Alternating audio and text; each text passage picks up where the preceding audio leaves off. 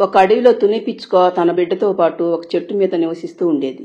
ఒకరోజు అది ఆహారం కోసమని బయటికి వెళ్లి వస్తుంటే దానికి ఒక ముత్యాల హారం కనిపిస్తుంది. దాంతో తుని పిచ్చుక ఆ హారంను తీసుకుని అది ఉంటున్న చెట్టు మీదకు వస్తుంది.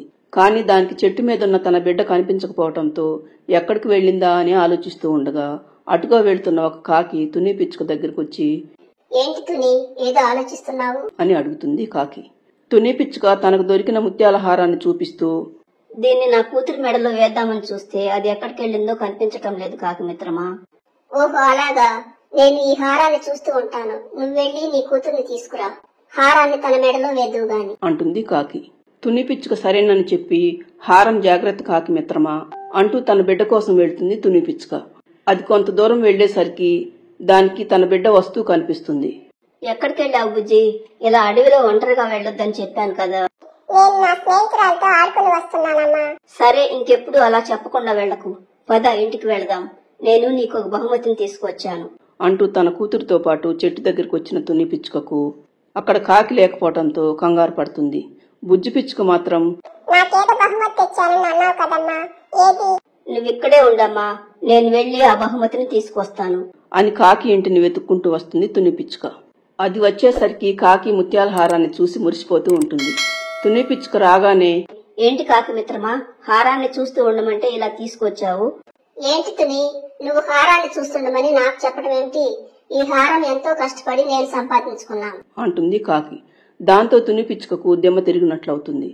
ఏ కాకి, ఏంటి నువ్వనేది? హారాన్ని చూస్తూ ఉంటాను, నీ బిడ్డను తీసుకురమ్మని చెప్పింది నువ్వే కదా, మరి ఇప్పుడేంటి ఇలా మాట్లాడుతున్నావు? నేను అసలు ఈ రోజు నిన్ను కలవనే లేదు. వెళ్ళెళ్ళు అని కాకి అనటంతో తుని పిచ్చుక కోపంగా, నా హారాన్ని ఎలా తీసుకువెళ్లాలో నాకు తెలుసు అంటూ తుని పిచ్చుక పక్షులకు రాజైన గ్రద్ద దగ్గరికి వెళ్లి జరిగిన విషయం మొత్తం చెబుతుంది. తుని పిచ్చుక అలా చెప్పటంతో గ్రద్ద వెంటనే కాకిని పిలిపించి ఏం జరిగిందని అడుగుతుంది. కాకి హారం నాదంటే తుని పిచ్చుక కాదు నాదని కాసేపు గొడవ పడతాయి. గ్రద్ద వాటి గొడవ ఆపమని చెప్పి కాకితో, మర్యాదగా నిజం ఒప్పుకో కాకి, లేకపోతే జాతకం చెప్పే నక్కను పిలిపించాల్సి ఉంటుంది. ఆ నక్క గనుక వస్తే అంజనం వేసి దొంగెవరో ఇట్టే కనిపెడుతుంది అంటుంది గ్రద్ద. దాంతో కాకి భయపడి, నన్ను క్షమించండి మహారాజా, ఈ హారం తుని పిచ్చుకదే అంటూ నిజాన్ని ఒప్పుకుంటుంది కాకి.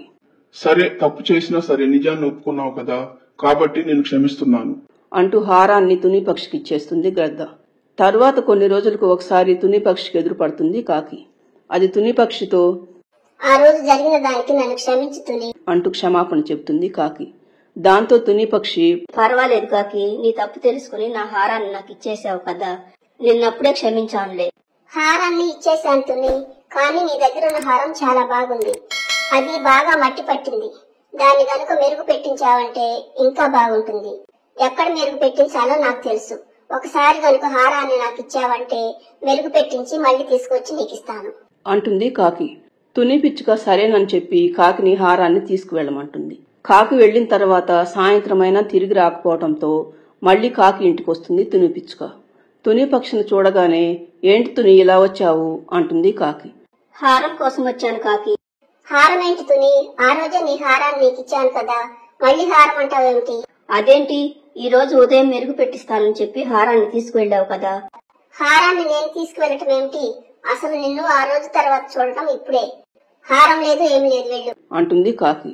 తుని పిచ్చుక ఇక ఏం చేయాలో తెలియక మళ్లీ గ్రద్ద దగ్గరకు వస్తుంది. జరిగినదంతా విన్న గ్రద్ద, కాకిని పిలిపించాల్సిన అవసరం లేదు, ఇక నువ్వెళ్ళు అనగానే తుని పక్షి, అదేంటి మహారాజా, ఆ కాకి నిజంగానే నా హారాన్ని తీసుకువెళ్ళింది. కావాలంటే జాతకాలు చెప్పే నక్కను పిలిపించి అంజనం వేయమని చెప్పండి, నిజం తెలుస్తుంది. ఎవరిని పిలవాల్సిన అవసరం లేదు తుని పక్షి, ఎందుకంటే తప్పు నీదే. ఒకసారి కాకిని నమ్మి మోసపోయావు, అయినా బుద్ధి లేకుండా మళ్లీ హారాన్ని దానికిచ్చావు, కాబట్టి ముమ్మాటికి తప్పు నీదే. ఇంకెప్పుడు ఈ విషయం గురించి తీర్పు చెప్పమని నా దగ్గరకు రాకు, ఇక వెళ్ళు అని గ్రద్ద అనటంతో తుని పక్షి ఇక చేసేదేమీ లేక అక్కడి నుండి నీరసంగా తన గూటి వైపుకు వెళ్తుంది. ఫ్రెండ్స్, ఈ స్టోరీ నచ్చితే లైక్ చేయండి, ఛానల్ను సబ్స్క్రైబ్ చేసుకోండి.